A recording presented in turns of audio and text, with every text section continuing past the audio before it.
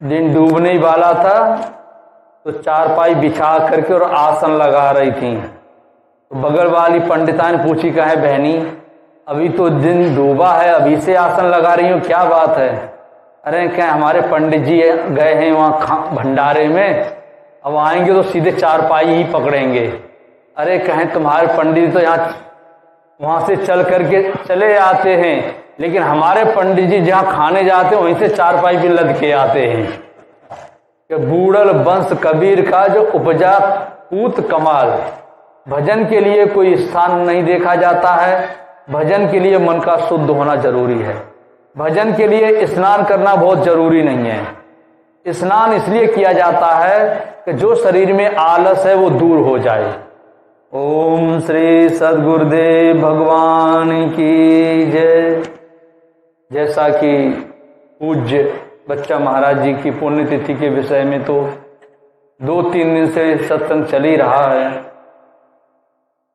और पूज्य बच्चा महाराज जी बड़े ही सरल स्वभाव के थे। चाहे गरीब व्यक्ति पहुंचे, चाहे अमीर, चाहे दुखी व्यक्ति हो चाहे सुखी, कोई भी उनके सामने आ जाए तो उसको हंसा करके और प्रसन्नचित्त करके ही भेजा करते थे। उनके अंदर ये बहुत बड़ी विशेषता थी। और सत्संग दृष्टांतों के माध्यम से बताया करें, रामायण से, गीता से, योग दर्शन, और दृष्टांत उनके ऐसे ऐसे दृष्टांत रहते थे कि कहीं कॉमिक में भी नहीं मिलते हैं।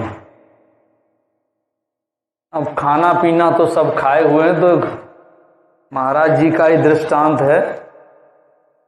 एक पंडितान जो है दिन डूब रहा था, दिन डूबने ही वाला था तो चारपाई बिछा करके और आसन लगा रही थी। तो बगल वाली पंडिता ने पूछी, कहे बहनी अभी तो दिन डूबा है, अभी से आसन लगा रही हो, क्या बात है? अरे क्या हमारे पंडित जी गए हैं वहाँ भंडारे में, अब आएंगे तो सीधे चारपाई ही पकड़ेंगे। अरे कहें तुम्हारे पंडित तो यहाँ वहाँ से चल करके चले आते हैं, लेकिन हमारे पंडित जी जहाँ खाने जाते हैं वहीं से चारपाई भी लद के आते हैं।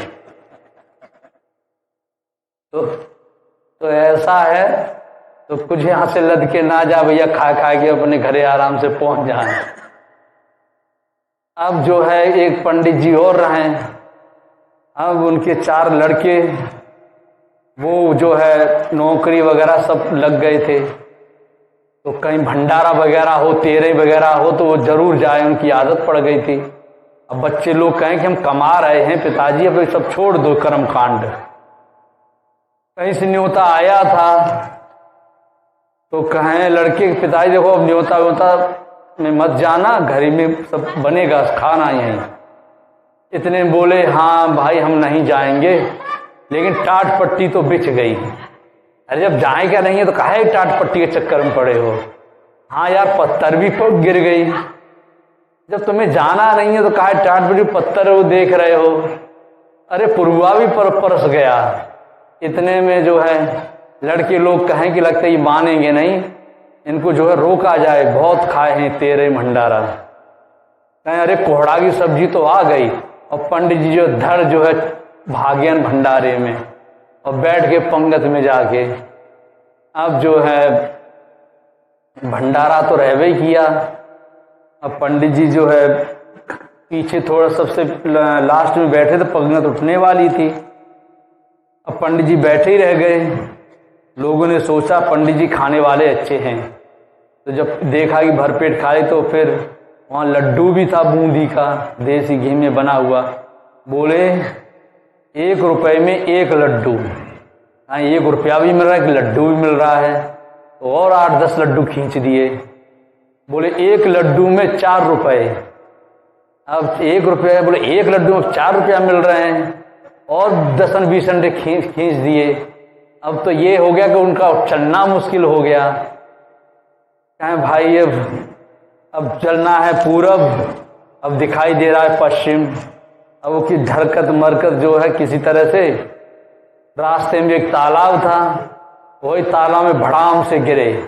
उसमें एक पहले से मरा हुआ गधा पड़ा रहा और उसका पेट फूल के गुब्बारे की तरह हो गया था। तो उसी के ऊपर हाथ लगा, बड़ धप से, जैसे कोई नगाड़ा बजे धप से, ऐसे ही बोला। तब पंडित जी कहे, कहो कस भाई, आप पहली पंगत में तो ही पहुंच गए रहे का, कि हमसे ज्यादा खाए कि तुम्हार पेट फूला है।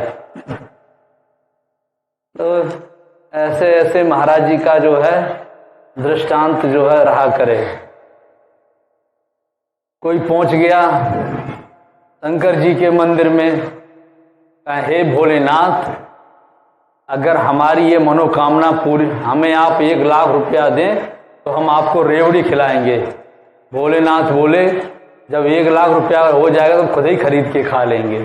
सरबा के 1 लाख रुपया दे तो हमें रेवड़ी खिलाई। तो मांग ऐसी रखता है आदमी कि जिसकी पूर्ति ना हो पाए। इसलिए गुरु महाराज जी कहते हैं कि तुम्हारी श्रद्धा ही कृपा बन के लौटती है। तो श्रद्धा मैन होती है। तो संसार में जो भी जन्मा है अपना अपना भाग्य लेके आया है। एक पिता के विपुल कुमारा होए पृथक गुणशील अचारा। एक पिता के 4 पुत्र हैं तो चारों के गुणधर्म अलग अलग मिलेंगे। कोई उसमें से भगत निकल जाता है, तो कोई सूरमा निकलता है, तो कोई चोर भी हो जाता है, तो कोई जुआरी भी हो जाता है। तो इसी प्रकार से हम अपनी भाग्य की रेखाओं को कैसे बदलें। तो पार्वती का जब हस्तरेखा नारद जी ने देखा, हिमांचल और हिमालय की पत्नी थी मैना, बोले हमारी पुत्री की जरा रेखाएं तो देखो, इसके भाग्य में कैसे दूल्हा मिलेगा, किसके साथ शादी होगी। तो नारद जी ने कहा कि अरे बाप रे, इसके भाग्य में तो एकदम बूढ़ा दूल्हा है, 80 साल का बुढ़ापा, और उसके पास रहने के लिए घर भी नहीं है, एकदम शमशान में रहने वाला, और सवारी के नाम पर बूढ़ा बैल, और जो है खाने पीने कोई व्यवस्था नहीं, मांग करके भीख मांग करके खाने वाला है। ऐसा दूल्हा इसको मिलेगा। अब जो है मैना हिमांचल वो घबरा गए, अब क्या किया जाए। बोले इसका कोई उपाय नहीं है। बोले उपाय तो है, ये सारे गुणधर्म शंकर जी के अंदर मिलते हैं। अगर पार्वती जी तपस्या करे, शंकर जी को खुश कर ले, तो जो अवगुण है वो सब गुण में बदल जाएंगे। कि जो तप करे कुमार तुम्हारी, भावी मेट सकै त्रिपुरारी। भावी माने जो भाग्य है, आने वाला है।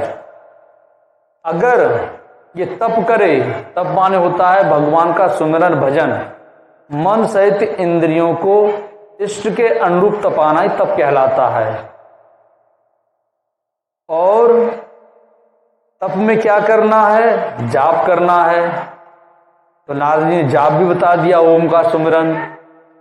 तो इस प्रकार से पार्वती जो है भजन में लग गई और शंकर जी को प्राप्त किया। और वही फिर शंकर जी के पास आज जो है विधिवत पूजा होती है, वही शिव और पार्वती का विवाह हुआ। उसी को हम शिवरात्रि के रूप में फागुन के महीने मनाते हैं, जो एकमात्र त्योहार है।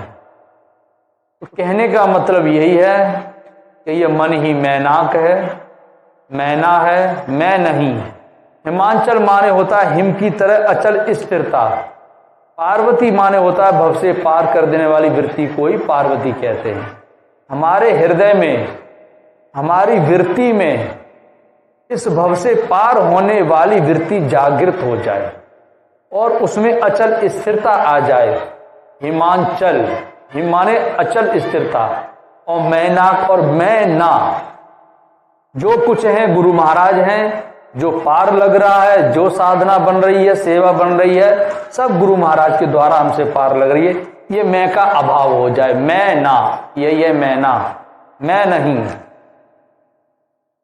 तब कौन मिलेंगे, शिव। अर्थात शिव कौन है, क्या पूजनीय, सब शिव तत्वनिष्ठ है। पूजनीय कौन है, कल्याण स्वरूप में स्थित सदगुरु शिव माने होता है कल्याण तत्व। तो हम किसको प्राप्त करेंगे? अपने आत्म स्वरूप को, कल्याण तत्व को, कल्याण स्वरूप को प्राप्त करेंगे। इस प्रकार से सभी भजन चिंतन में लगेंगे, सुमिरन करेंगे, तो आज नहीं तो कल, लेकिन एक बार साधना जागृत हो जाए तो प्रकृति में कोई वज्रपात नहीं कि उस साधना को नष्ट कर सके। यदि हमें कहीं जाना है, 10 किलोमीटर की दूरी है और हमने 2 किलोमीटर की दूरी एक दिन में तय की तो 8 किलोमीटर बची, फिर दूसरे दिन में 4 किलोमीटर तो 4 ही किलोमीटर बची। इस तरह से भगवत पथ की भी दूरी है। भगवत पथ में हम जो सुमिरन करेंगे, चिंतन करेंगे, जितनी श्रद्धा से, लगन से, उतने ही जन्म कम होते जाएंगे। नहीं तो इस भवाटवी से निकलना बहुत मुश्किल है। क्यों? क्या ये सांसारिक प्रदर्शनी है। इस प्रदर्शनी से वही निकल सकता है जो समझ ले कि भगवान शिव ने पार्वती से कहा कि उमा कहूं निज अनुभव अपना और सतहरि भजन जगत सब सपना। भगवान शिव कहते हैं, हे उमा, ये संसार एक स्वप्न है। मैं ये अनुभव की बात कह रहा हूं, मैं कहीं पढ़ करके, कहीं सुन करके नहीं, कि ये अनुभव की बात कह रहा हूं कि उमा कहूं निज अनुभव अपना सतहरि भजन और जगत सब सपना। सत्य है तो एकमात्र हरि और हरि का भजन। संसार क्या है? स्वप्नवत। एक तो वो सपना जो आंख बंद करके हम सो जाते हैं, दिखाई पड़ता है, तो वो स्वप्न, और जो कुछ देख रहे हो, सुन रहे हो, ये भी स्वप्न।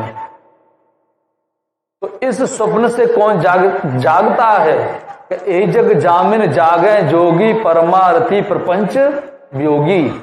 इस संसार रूपी स्वप्न से योगी लोग जाग जाते हैं। योगी कौन है? जो परमात्मा के चिंतन में लग गया। योग की परिभाषा पातंजलि में योग दर्शन में देते हुए कहते हैं कि योग क्या है? अथ योगनाशासनम। योग क्या है? कि अनुशासन। अनुशासित किसे करें? पास पड़ोस को करें, घर परिवार को करें। तो कहते हैं योग से चित्त वृत्ति निरोधा। जो हमारी चित्त की वृत्तियां दौड़ रही हैं, इनको निरोध करना है, इनको एकाग्र करना है। एक सिपाही साहब रहे तो चोर को पकड़ लिए। अब चोर को पकड़ के लेके चले, चौराहे पर पहुंचे। चोर ने कहा, साहब अब आप जेल में ले जाओगे, फिर पता नहीं हमको कहीं फांसी हो गई। फिर हम पान खाने के बड़े शौकीन हैं, यहीं बगल में दुकान है, हम पान खा के आते हैं, फिर आप ले चलना। सिपाही साहब ने कहा, ठीक है, जल्दी आना पान खा के। अब वो चोर गया, जैसी थोड़ में आड़ में हुआ, भाग गया वो उधर। सिपाही साहब इधर थकते ही रह गए। फिर एक हफ्ता में ढूंढ ढाड़े किसी फिर पकड़ लिए, और जैसे ही वो चौराहे पर पहुंचा तो उसी बात को फिर रिपीट किया, वो दोहराया। दरोगा जी बोले, ये बाल धूप में ऐसे सफेद नहीं हुए, तू यहाँ खड़ा रहो और हम पान लेके आते हैं। दरोगा जी इधर गए, चोर इधर भागा। तो यही है मन का स्वभाव, यही है हमारे चित्त की वृत्ति। मन और चित्त में बहुत अंतर नहीं होता है। मन की दृष्टि को सुरत कहते हैं। तो इस मन को नियंत्रण में लाने के लिए क्या करना है? अभ्यास। तत्र स्थितो यत्न अभ्यास। अभ्यास करना है। जो चित्त को स्थिर करने के लिए यत्न किया जाता है वो अभ्यास कहलाता है। कि तत्र स्थितो यत्न अभ्यास। अभ्यास किसमें करना है? अभ्यास इंतु कौनते वैराग्यं च गिर्यते। अभ्यास और वैराग्य के द्वारा ही मन नियंत्रण में आता है, और मन के द्वारा ये चित्त की वृत्तियां बिखरी हुई हैं। तो योगी जो आत्मचिंतन में लग गया, परमात्मा के चिंतन में लग गया, वही योगी है। तो योग पथ में चलने वाले जो भी भजन चिंतन करने वाले हुए हैं, उन्होंने मन क्रम वचन से अहम को त्यागते हुए भजन किया है। ये भंडारा महात्माओं के नाम पर जो होता है, बस इसके दो ही मूल उद्देश्य होते हैं। पहला उद्देश्य तो ये कि इस भंडार के माध्यम से लोग एकत्रित होंगे, तो उनको सत्संग के द्वारा सत्य और असत्य की जानकारी मिल जाएगी। और दूसरा कि थोड़ा बहुत दान पुण्य अपना करेंगे, उससे उनका पुण्य पुरुषार्थ बनेगा। यही है, और इसका कोई तीसरा वो का ही फिर दोनों का निचोड़ होगा, आपका कल्याण और उद्धार। एक बार कबीरदास जी कहीं बाहर जाने वाले थे, तो कमाल से कहा, कहें ऐसा है कमाल, हम जा रहे हैं बाहर और जरा तुम सत्संग सुनाना। बोले जी गुरुजी। अब वो चले गए। अब वो सत्संग जब सुनाए तो कोई आंख बंद करके कोई झूम रहा था, तो कोई इधर उधर ऐसे झटका ले रहा था। तो कमाल ने देखा कि लोग सत्संग सुनते ही नहीं हैं, ये लोग तो यहाँ आकर के मस्ती से नींद में रहते हैं। बोले कल जो 1 रुपया देगा उसी को हम सत्संग सुनाएंगे, नहीं तो उसको प्रवेश नहीं करने देंगे। तो जो है जो सत्संगी रहे मर्मज्ञ लोग कहें बताओ, कबीरदास जी कभी 1 रुपया नहीं लिए, एक 8 आना तक, 4 आना, 1 आना तक नहीं लिए, और उन्हीं का चेला। और बताओ ये सत्संग में जो है कर लगा दिया, टैक्स लगा दिया। ये तो अच्छा चेला पैदा किए हैं कबीरदास जी। अब जो है बोले चलो 1 रुपया तो देंगे ही, लेकिन कहीं कमी होगी तो उसको पकड़ करके और कबीरदास जी को बताएंगे कि हाँ यहाँ इन्होंने गलत भेजा है। अब 1 रुपया जमा कर दिए। अब सत्संग में जो है बैठ गए। अब एकदम सतर, एकदम जो है सीधा सिर करके, एकदम जो है विधिवत योग जैसे आसन में बैठ जाता भजन उसी। अब कमाल जी अपना सत्संग सुनाने लगे। 3 दिन बाद कबीरदास जी लौटे। तब जो है जितने सत्संगी रहें शिकायत किए, अरे कहें आपका चेला तो टैक्स लिया हमसे 1 रुपया, 1 दिन का 1 रुपया सत्संग का। कहें अरे क्या बताएं कि कहें बताओ टैक्स लिया, बताओ इसने तो पूरी मर्यादा ही तोड़ दी कि उपजा पूत कमाल, कि हमारा जो है वंश बूढ़ा, कि बूढ़ल वंश कबीर का जो उपजा पूत कमाल, कि हमारा वंश ही बूढ़ गया जो ये टैक्स लेकर सत्संग सुना रहे हैं। बोले नहीं गुरु महाराज जी, ये जितना इकट्ठा हुआ है इसका भंडारा करो, इसका जो है भंडारा करो, और आप उपजा पूत कमाल और घर में आया माल। तो कहने का मतलब ये है कि कहीं लोग जहाँ टैक्स लगने लगता है तो वहाँ बड़े अच्छे तरीके से जाते हैं, और जहाँ फ्री फंड सत्संग मिलता है तो वहाँ आधा मन तो यहाँ बैठा है, आधा मन तो घर में है। तो ऐसे नहीं। आधार सत्संग में निष्कर्ष निचोड़ इतना ही है कि हमें भजन कैसे करना है और भजन क्यों करना है। तो भजन करने की विधि पूज्य स्वामी जी ने यथार्थ गीता में भजन किसका करें, और बराबर सत्संग सुबह शाम हो रहा है उसके हम बता ही रहे हैं। भजन के लिए कोई स्थान नहीं देखा जाता है, भजन के लिए मन का शुद्ध होना जरूरी है। भजन के लिए स्नान करना बहुत ज़रूरी नहीं है। स्नान इसलिए किया जाता है कि जो शरीर में आलस है वो दूर हो जाए। बस इतना ही है। सुबह नहा लोगे तो आलस नहीं आएगा, आलस निद्रा नहीं घेरेगी। नहा धो करके बैठोगे शरीर ताजगी रहेगी, भजन में मन लगेगा। और भजन क्यों किया जाता है? ये 84 लाख योनियों से छूटने के लिए। और भजन किसका करें? तो कृष्ण भगवान ने परिचय देते हुए गीता में कहा अर्जुन से, बोले अर्जुन ईश्वर कहाँ रहता है आप जानते हो? तो कहा कि हम तो नहीं जानते। तो भगवान कृष्ण स्वयं परिचय देते हैं कि ईश्वर है सर्वभूतानां हृदय से अर्जुन तिष्ठति।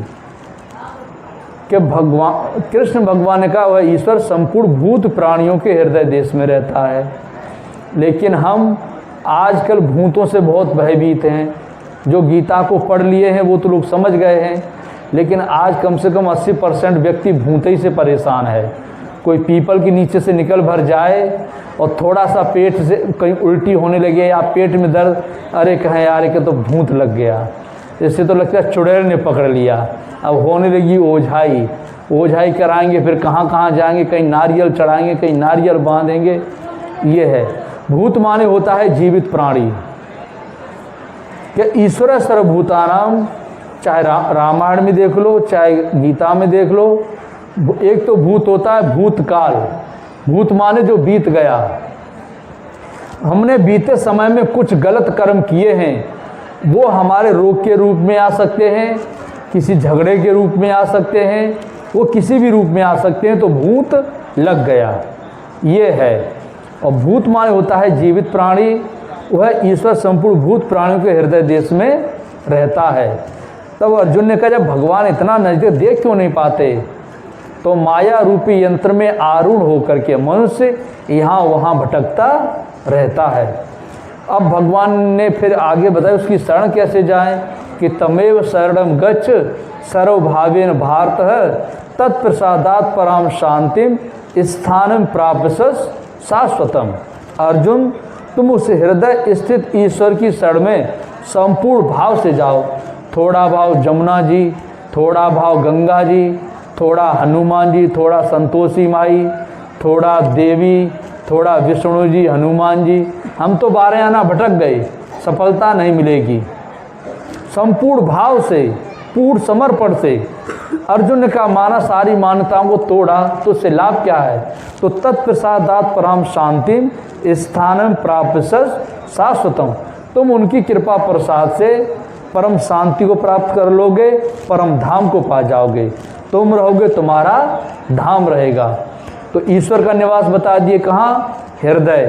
पहले भगवान ऐसे ही बैठा करें, जैसे आप लोग बैठे हो और ऐसे ही जो है सभा हुआ करे।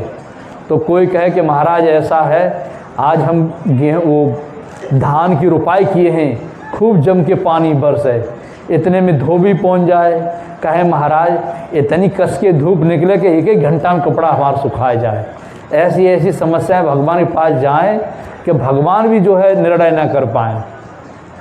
तब भगवान चले गए हिमालय में। अब हिमालय में पहुँचे तो सुंगत आदमी वहीं पहुँच गया, वहीं माछी की तरह लगा भन बनाए। फिर वही समस्या। तब फिर उन्होंने एक महात्मा जी से पूछा, कहे महाराज ये बताओ हम कहाँ रहें जो हमारे भगत हमको पा जाएं? कहे महाराज आप सबके हृदय में चले जाओ।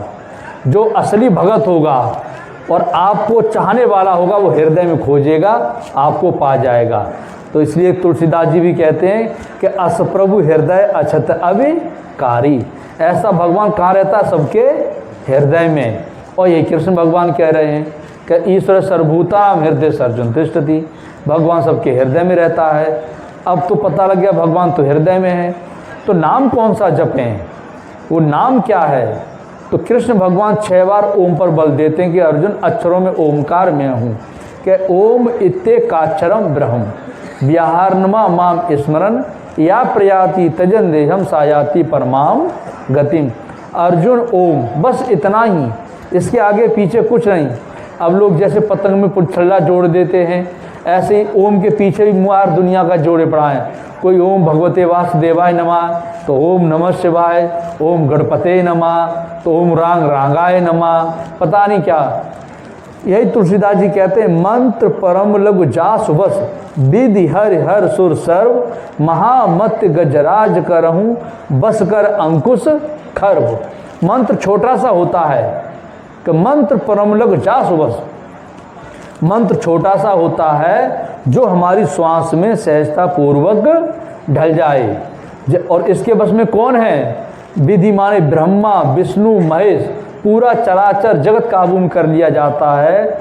जैसे एक विशालकाय हाथी को एक छोटे से अंकुश से काबू में रखा जाता है।